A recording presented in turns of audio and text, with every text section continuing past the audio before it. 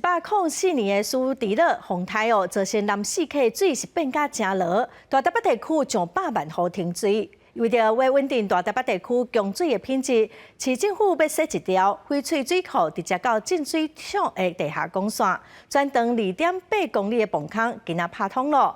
台北市长蒋万安、行政院副院长郑文灿早起嘛出席贯通典礼哦，也毋过前市长郭文德无到现场。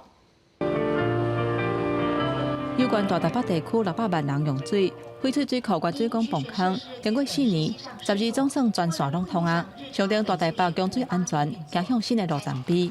翡翠水库是供应大台北的重要水源。104年苏迪勒洪台造成新店溪的水头、南西溪的土石崩塌，地处水变啊真落，供水全冻点。为了彻底解决无水通用的问题，台北市府决定伫翡翠水库的水尾挖一条2.8公里长的泵坑，直接引水去净水厂。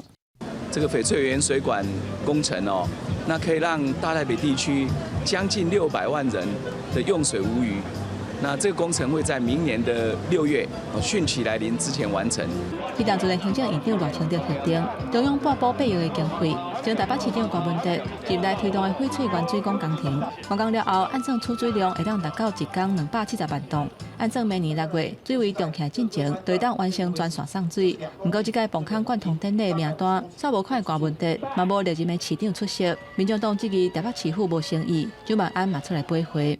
其实我们都有邀请哦，不管是柯前市长、历任市长，还有包括中央行政院特别赖前院长哦，对于这次工程都有协助，包括新北市侯市长，我们都有邀请。但无论如何，我们都非常感谢每一位对这项工程付出的人。蒋万安表示，翡翠原水管明年开始送水了后，配办新地区的改善日期工程。 会当让翡翠水库供水的范围扩大到树林、樱果、甲三峡，互新北市用水的比例提高到57%。记者综合报道。